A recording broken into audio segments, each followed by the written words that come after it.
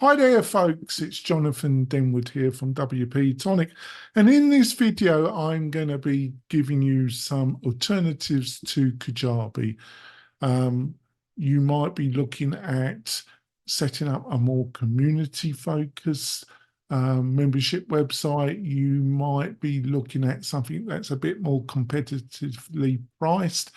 You might be more interested in having true digital sovereignty over your business. There's many reasons not to use Kajabi, but there's also good reasons to use it. I'm going to give you it straight and give you some of the best alternatives. I will be back in a few moments, folks. Coming back, folks. So, what are some of the best alternatives to Kajabi in 2024? Well, like I said in the intro, it really depends on what you're looking for because if you're looking for only a small set of the functionality that Kajabi offers, you at a more competitive price, there are options out there. If you're looking for a more community-focused kind of membership setup, there are better choices out there than Kajabi, in my opinion. And if you're looking for a more corporate training environment, there's definitely other options that are more suitable. So it just depends on what your priorities are and what you're really looking for. So let's start off with something less complicated than Kajabi that is at a more competitive price. And you can divide this particular bucket into two subcategories. Now, sub-bucket one, let's put it that way, would be cheaper SaaS, software as a service alternatives to Kajabi that are cheaper, that are less complicated, but don't offer all the functionality of Kajabi. One of the leading ones would be Teachable. It is definitely a bit more cheaper than Kajabi, but it is a little bit easier to set up, but it does not offer all the functionality than Kajabi offers. Another really popular alternative in this less functionality SaaS space is Podio. Podio is really a great platform, costs considerable degree cheaper than Kajabi, but it doesn't in any shape or form offer the full integrated functionality than what Kajabi offers. It also on the lower plans they put on extra fees on the amount you are charging your client. So normally you're dealing with a 2.9% charge that comes from something like Stripe or PayPal, but Podio can put up to 10% on top of that. So on the freer or lower price plans, I don't find that attractive at all. But it is what it is. The other bucket is to utilize WordPress and to utilize something like Lifter LMS or LearnDash as your main core Lego brick. You are going to have to purchase some other key Lego bricks plus a hosting package, but overall it's going to be a lot cheaper than Kajabi. And of all these options I've just talked about, you're going to have the maximum digital ownership of your membership website. If digital independence and sovereignty is important to you, and I feel it should be, these are two cracking options that you should look at. Now, that's one bucket. Another bucket is more, let's say, more corporate focused training.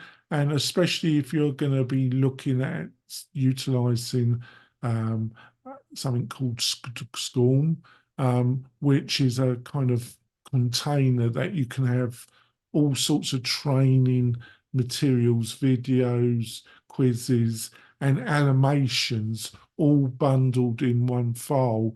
And Storm is a kind of over wrapper. But you need specialized platforms to run this. This is also in two subcategories.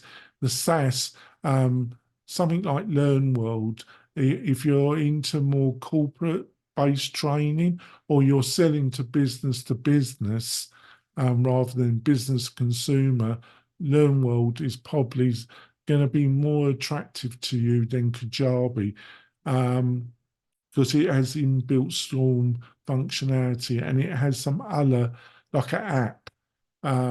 You have to pay a fair bit more to get the app functionality, and it does depend on, you have to go with one of the higher plans to have access to the app, but it is there and it has certain limitations also.